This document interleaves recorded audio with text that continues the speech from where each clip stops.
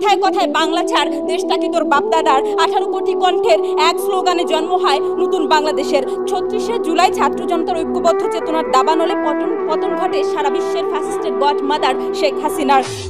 নাগরিক সচেতনতার এক দফায় 15 বছরের গুম খুন লুট ভোট চুরি কুশীলবরা লেজ গুটিয়ে পালাতে বাধ্য হয়। 18 কোটি কণ্ঠের এক স্লোগানে জন্ম হয় নতুন বাংলাদেশের। তখন আমরা বিশ্বাস করি মাননীয় স্পিকার, ভোটের অধিকার বলুন, রাষ্ট্র সংস্কার বলুন, জুলাইয়ের চেতনার বাতিঘর, সমস্ত চেতনার বাতিঘর আপনি আমি আমরা আমাদের মধ্যে নিহিত। যে কথাটি আমরা আজকে সংসদে বারবার বলছি মাননীয় স্পিকার, আমার ব্যাটার মারলু কেনে। মাননীয় স্পিকার, জুলাইয়ের চেতনা যখন থমকে দাঁড়ায় সন্তান হারা মায়ের আত্মচিৎকারে, বিবিসির অডিও রেকর্ডে যখন ফাঁস প্রমাণ হয় খুনি হাসিনার সরাসরি নির্দেশে বাংলার জমিন রক্তস্নানে সিক্ত হয়েছিল, তখন আমরা তাদের বিচার চাই, ওই ফ্যাসিস্টদের বিচার চাই, ওই খুনিদের বিচার চাই। মাননীয় স্পিকার, প্রশ্ন হলো সরকার কিংবা আদালতকে একাই পারবে মাননীয় স্পিকার? না, কখনোই না।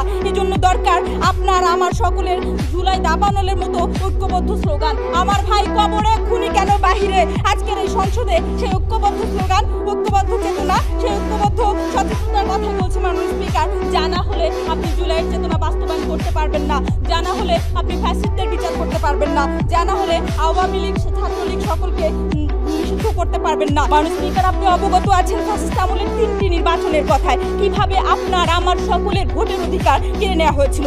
2014-এর বিনা ভোটের নির্বাচন, 2018-র রাতের ভোটের নির্বাচন, 2024-এ আমির নির্বাচন। মাননীয় স্পিকার, আমরা বিচার চাই আজকে ওই নির্বাচন কমিশনের, আজকে আমরা বিচার চাই ওই নির্বাচনে জড়িত অপরাধীদের, পুলিশ প্রশাসন সকলের, যাতে করে আর কেউ আমার আপনার ভোট কেড়ে নিতে পারবে না, যাতে করে মাননীয় স্পিকার কেউ খুশিতে বা ঠেলায় ভোট দিতে পারবে না।